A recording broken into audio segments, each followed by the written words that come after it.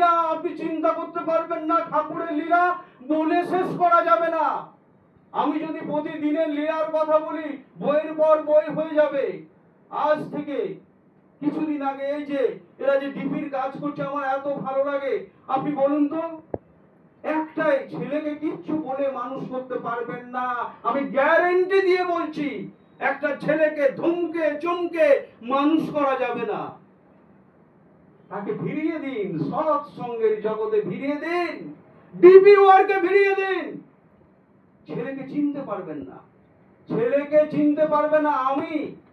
আমি গ্যারেন্টি দিয়ে বলছি, আমি তার জ্বলন্ত উদাহরণ। আজ থেকে 1 মাস আগে আমার ছেলে হঠাৎ এসে হাজির।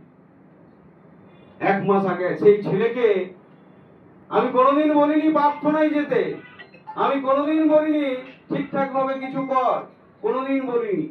সেই ছেলে বাবা মাকে ঠিক হতে হবে, সেই ছেলে দেখে দেখে দেখে দেখে এখন আগুন লাগিয়ে দিচ্ছে। দুর্গাপুরে যে মন্দিরে 4:48 প্রার্থনা, সেই প্রার্থনায় হাজির হচ্ছে।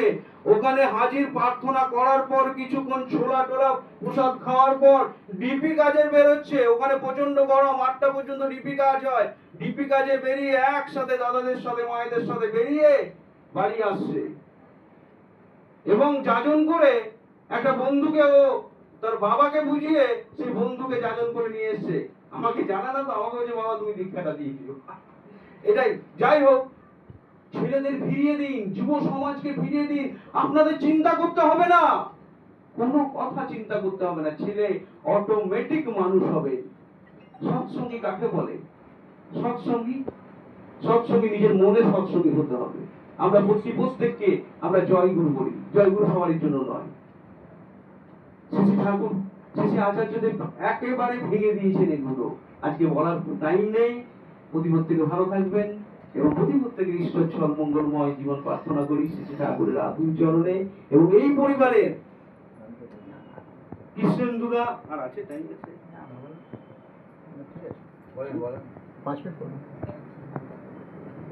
আচার্য পরম্পরায় দেখুন, আচার্য পরম্পরায় কেমন? শ্রী ঠাকুর ছিলেন মানুষের কাঙ্গাল। বাংলাদেশ থেকে নিয়ে সারাদিন হা করে দিয়ে বসে থাকতেন। বলতো কিরে এখনো এলো একজন? বলছে না, আজ আসেনি। সেই মানুষের কাঙ্গাল। আমরা পরম পূজ্যপাদ আচার্যদের, পরম পূজ্যপাদ শ্রী শ্রী অবিন্দার মনে সেই একই মানুষের জন্য হাহাকারটা শুনি, শুধু মানুষ মানুষ মানুষ। এরকমই একটা ঘটনা, ছোট্ট ছোট্ট ঘটনাগুলো আমাদের শিক্ষা দেয়। এরকমই একটা ঘটনা, এক বাচ্চা মেয়ে তার মায়ের হাত ধরে